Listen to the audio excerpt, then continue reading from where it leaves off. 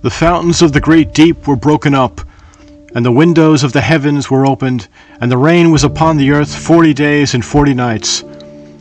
Those words of Genesis speak of a world-changing deluge, a cataclysm that wiped out nearly all of humanity save for one righteous man and his family, who were charged with beginning again in a world reborn. The story is also found in the myths and memories of numerous other ancient civilizations. Eridu Genesis, an ancient Sumerian religious epic, records the story of Zusudra, who survives in a huge boat after the gods have decided to destroy humankind with a flood. And in the Epic of Gilgamesh, the Babylonians tell the story of Utnapishtim and his wife, who survive a mythological flood, having preserved human and animal life in a great boat they built. But do these stories have an historical basis? Was there some ancient deluge, a cataclysm that imprinted itself upon the myths and scriptures of so many ancient civilizations? Here we will explore the science and archaeology behind the Great Flood.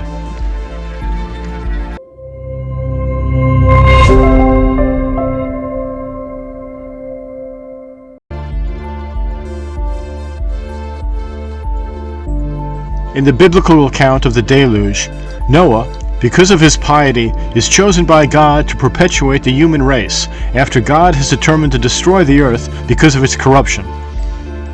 Noah is instructed to build an ark and to take into it the male and female specimens of all the world's species of animals. After surviving the flood, having safely landed on Mount Ararat, God promises to never again curse the earth on humanity's account. As a symbol of this covenant, he sets a rainbow in the sky. Other ancient texts tell stories with remarkably similar narratives. According to Eridu Genesis, an ancient Sumerian religious epic, the gods determined to destroy humankind with a flood. However, Enki, a Sumerian king, disagrees with the decision and warns Zusudra, a man known for his humility and obedience. Zusudra, commanded by Enki to build a huge boat, rides out the flood. Afterward, he is given immortality by the gods An and Enlil as a reward for having lived a godly life. In the Babylonian Gilgamesh epic, Utnapishtim and his wife survive a mythological flood after having preserved human and animal life in a great boat. The couple are then deified by the god Enlil as a reward for heeding the divine instructions to build an ark. Even ancient India, in the Shatapatha Brahmana, tells of a man named Manu who, warned by a fish that a flood would destroy humanity, builds a boat. When the flood comes, he ties the boat to the fish's horn and is safely steered to a resting place on a mountaintop.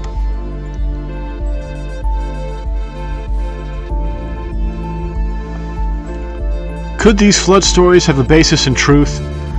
Could there have been an event so massive and apocalyptic that it imprinted itself upon the collective memories of such a wide range of civilizations? Recently, researchers have uncovered some remarkable evidence that suggests that these stories may have a basis in fact. Two geologists at Columbia University's Lamont Doherty Earth Observatory, William Ryan and Walter Pittman, using rock and soil samples, as well as a knowledge of geological phenomenon, have constructed a narrative of a cataclysmic deluge that occurred around the Black Sea some 7,500 years ago. This scientific version of the flood story actually begins some 20,000 years ago during the Great Glaciation. At that time, ice sheets extended down from the North Pole as far as Chicago and New York City.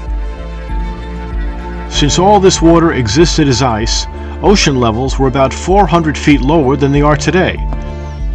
During this period, meltwater from the European glaciers flowed down to the Black Sea basin, then out through a river channel into the Mediterranean. Since the Mediterranean is connected to the world's oceans at Gibraltar, and since, at the time, ocean levels were about 400 feet lower than they are today, this flow of fresh water would have been out of the Black Sea.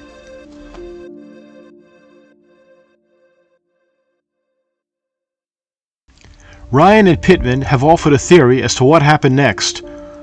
They conjecture that as time went on and the world warmed, the glaciers retreated and the flow of meltwater into the Black Sea dried up. The level of the Black Sea began to drop, and most of the area around its northern boundary, the area adjacent to present-day Crimea and the Sea of Azov, became dry land. At this point, the level of the Black Sea was hundreds of feet below that of the Mediterranean, with the two separated by just the barrier of the Bosporus, which was then dry land.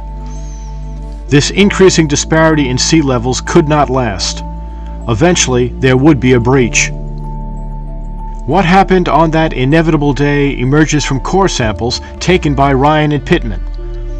At the bottom of the cores, dozens of feet below the present seafloor, they found layered mud typical of river deltas. Carbon dating of shells in this mud indicates that it was deposited between 18,000 and 8,600 years ago. Directly above this mud is an inch-thick layer of broken shells, shells of the type that would be found in a freshwater sea. Above this shell layer is several feet of sediment, of the type that is brought into the Black Sea today by ocean-fed rivers. From the interpretation of these layers emerges a deluge, a sequence of cataclysmic events that ensued when the sea level in the Mediterranean reached the base of the sediments at the bottom of the Bosporus. When the loosely packed sediments could no longer hold back the waters of the Mediterranean, it surged into the Black Sea. The sediments were pushed onto the bottom of this basin. The increasing surge of water then began to cut into the bedrock itself, eventually digging a channel more than 300 feet deep as it poured into the Black Sea basin, changing it from a freshwater lake to a saltwater ocean. According to Pittman and Ryan, the mud beneath the layer of shells are sediments from rivers that fed the freshwater lake. The shells are the remains of the animals that lived in that lake, and the layers above it the result of the surge of salt water. It was this event, they believe, that could be the flood recorded in the book of Genesis. The salt water pouring through the deepening channel would have created a waterfall 200 times the volume of Niagara Falls. In a single day, enough water would have poured into the basin to cover all of Manhattan to a depth twice the height of the World Trade Center. Those living along the north rim of the basin would have seen the sea move inland at a rate of 1 mile per day.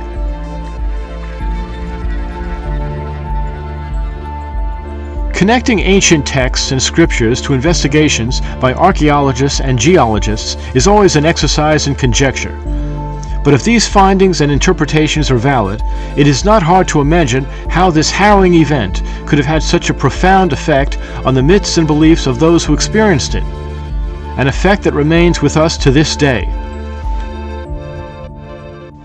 This is Deviant Knowledge. Thanks for watching.